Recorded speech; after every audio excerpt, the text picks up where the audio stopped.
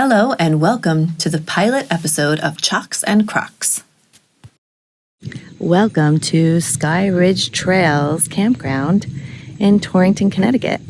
So stay tuned for a review of the entire campground, but sneak peek, towards the end of the video you will see this pond, which is what I would say to be the crowning jewel of this campground.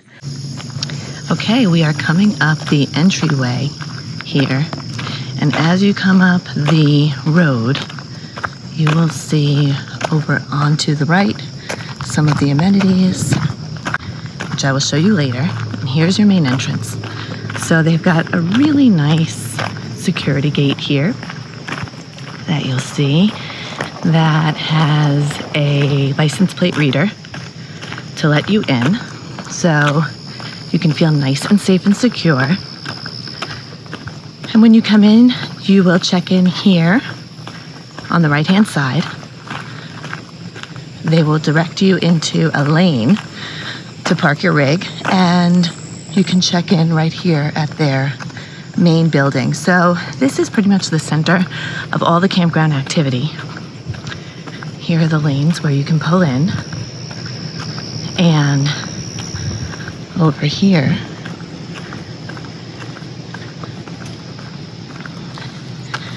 you'll see the main building. So it's the outpost and the gift shop and the office.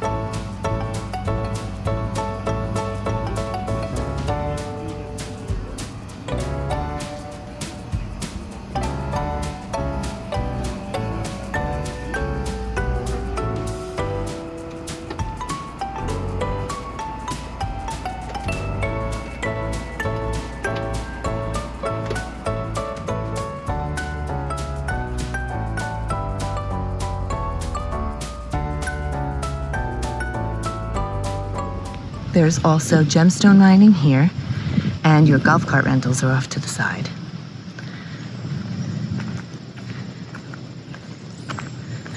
They have a really nice gift shop with lots of toys and really well stocked. You can get ice, firewood, everything you need for a nice day. Here is the pickleball/basketball court. So that's right here. And then there's a path that will take you from here down to their adventure playground, and off to the side you'll find some of those amenities that we had spoken about earlier. So they have your typical playground and gaga pit that you would see at most campgrounds. But what's not typical is that they have a food truck that is here full-time, which can deliver to your campsite, and has some tables here where you can sit and have a meal, which is super convenient. And on this side is your recreation hall.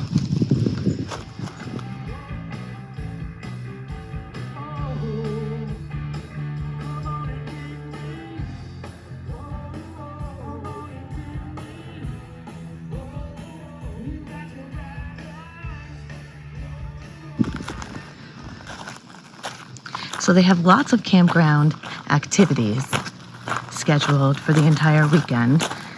We are here Labor Day weekend, and it's really for all age groups. So they have bingo, and they have a wagon ride for the kids that takes them around the whole campground. Also, they have a live band tonight. They had a silent disco last night, so they're doing some cool stuff. There is a private residence here on property that belongs to the campground owner, so that is off limits, so that's private. But as you come down here, all this stone actually turns into mulch, and this is what they call their adventure playground, I believe. So they have cornhole out here later today. You'll see some of the gear here in this shed. A cute little mini golf course set up. That's open at 11.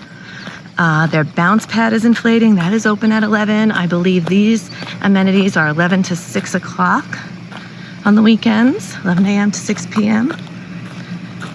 So this is neat.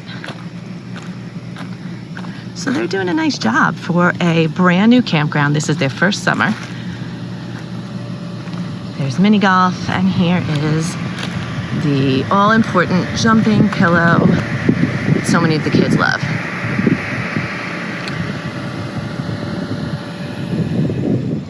So, Skyridge Trails Campground is primarily comprised of 2 camping areas. So, you have this upper area here. So, for reference, here's check-in behind me. There's the Outpost gift shop and their office. And then, nestled in this forest with some beautiful views, is this upper area. And it's all back-end sites. So all the sites are fairly level, it seems, and gravel. And they're wide enough.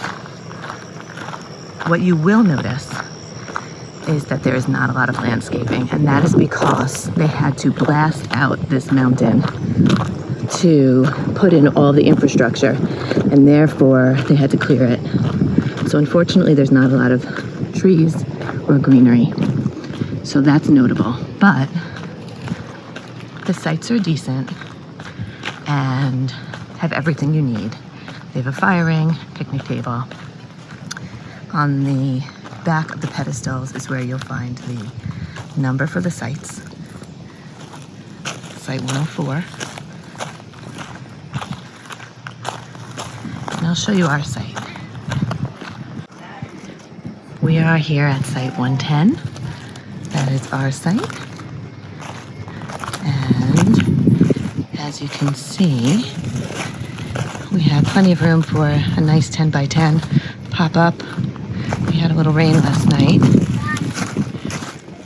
There is some landscaping, so that will grow in at some point. But wide enough. We have a 30-foot rig. And then a beautiful view behind us that has a nice post and rail fence back there. Our fire pit, we have a solo stove in the fire pit, but it's back there. And lots of room to park our truck in front of the site. So really it has plenty of room. It just does not have the privacy that you might have at other campgrounds. And so this upper loop ends here. There is a little dog station here, which is quite convenient. And then there is this bottom loop area, and there are many more sites down here. So this is a mix of back ends and pull-throughs. They do have some seasonal sites here as well. So this is site 126. Down. There are also 3 cabins here for rent. And I believe there are no designated tent sites, but you can have a tent on your site with your rig for an additional fee, or have an RV site as a tent site. So that's an option. There are no bathhouses down here or showers down here, but there are baths up in the main building. So there's a loop around here. And here are your pull-throughs. So they're going to be in the center area. I'll take a walk through the center here.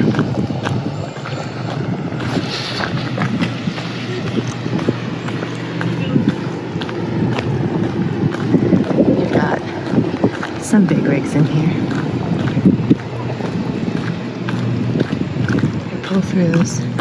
Here are your back ends. 138, 140.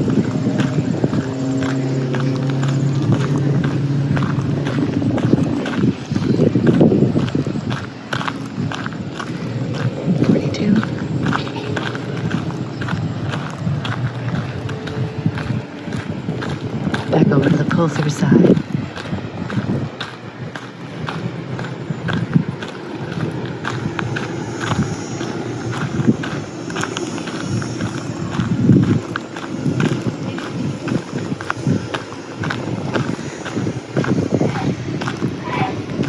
The last one in this row, it's 149, last back end reference. There's a small loop back here, and then these rigs back up to the forest. So that's a little different back there. And there's another little head comfort station down here at the end of this circle.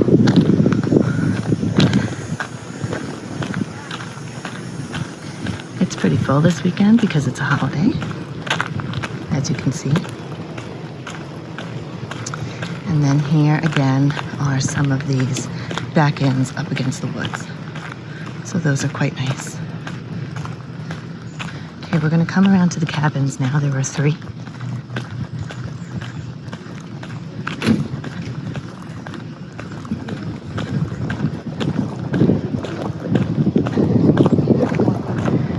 Two of them are the same and one looks like it's different. I don't know how the layouts are inside, but those are the 3 cabins.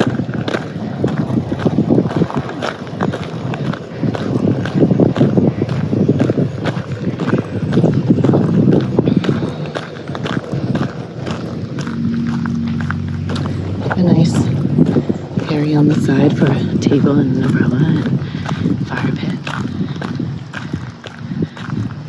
So those are pretty sweet. Okay, we are coming to the end here of this bottom loop of RV sites. You'll see a big seasonal here. So fun fact, the owner of the food truck has a seasonal here and has a golf cart that they deliver with. So that's fun. So the campground's on this hill. So bike riding for kiddos could be challenging, especially with all the gravel. The gravel is really big chunks of rock from when they blast it out. So it's not that fine gravel, but the roads are also dirt in some areas. Now we're back up to the top loop, and I will loop around here so you can see this row. So these sites, site 113, back end sites, the forest behind you. Straight up ahead is the main office. So these sites up here are pretty convenient to just about everything, since most of the activities and the amenities are up here by the main building.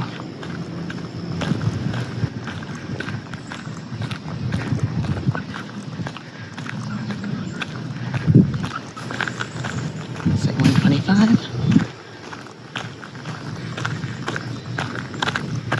And here we are, back at the main building. Propane filling station there. In the plans for the future is a dog park. I think they have some other ideas about trails, but this is what's here for now, and it's totally adequate for a fun, long vacation weekend for a family. Okay, time to discuss the highs and lows of Skyridge Trails Campground. So here's what we loved. First, we love that this is a private campground. We love that this is not a corporation. It is a privately owned, mom and pop run campground. They took a risk, bought a piece of land, and they are building their vision from the bottom up. So that's really impressive to us.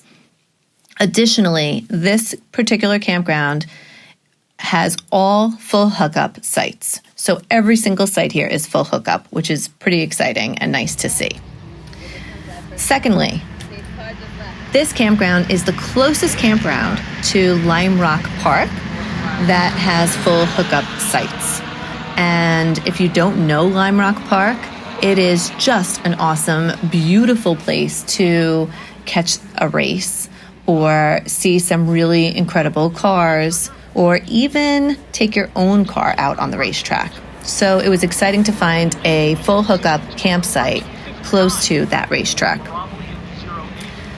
Next, they are doing a great job of offering a large variety of activities here. So these activities ranged from live music to bingo and arts and crafts and all kinds of really cool things. Another really neat thing that they are doing for their activities, which I've never seen at another campground, is they offered raffle tickets to participants of activities, and they were raffling off a free weekend. So I thought that was a cool little incentive and a way to get people engaged and involved a little bit more.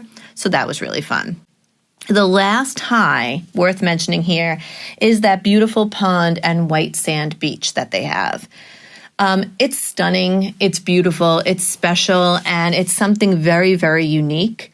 So although they don't have a pool, we didn't miss it. We still had a great time, and it was a great way to cool off on a hot summer day. Okay, time to discuss the lows of this campground. The first is the most obvious to us, and that was how not private these campsites were. So they were big and flat for the most part, but they are just not private. There are no trees, there's very minimal landscaping or vegetation, and they're in full sun all the time. This is because of the way they needed to build in the infrastructure, since this is a very, very new campground. So it wasn't ideal for us because we do tend to like to see more greenery, more grass, and have a little bit more privacy. Now on to our second low here, and that has to do with the setup of their adventure playground. So first notable thing here was that around the adventure playground there is a steep drop-off, and there was no fencing or barrier there preventing children or pets or anybody else from just falling down into whatever was beyond that. So I think that there could be a safety concern there going forward, and they probably will end up installing something. But as of now, there isn't something there. That's the area that they have the bounce pillow and the mini golf. So the bounce pillow was sticky, so it was unusable. And that was a big disappointment because my kiddo really likes a good bounce pillow. The mini golf was fun. We had a great time with it, but the setup that they had was not the best. So it was uneven because it was placed on wood chips. The actual mini golf set was not in the best condition, and it wasn't challenging or filled with any really cool obstacles or anything like that. So I think they rushed the amenities a little bit so that they would be offered for their guests, but some more thought will have to go into that. Okay, moving on to our third low here is the absence of a dog park. So I believe that they are planning one for next season. So this is probably an easy fix. They have lots of land there, but as of now, there is no formal dog park area. Okay, so for the final low here, it would have to be that you have to leave the actual campground and go out their front gate and walk down a big hill to get to the pond. It just felt disjointed, and it is not really easily accessible. So I understand that they are, again, limited with the topography of the area, but it was a little, like I said, disjointed.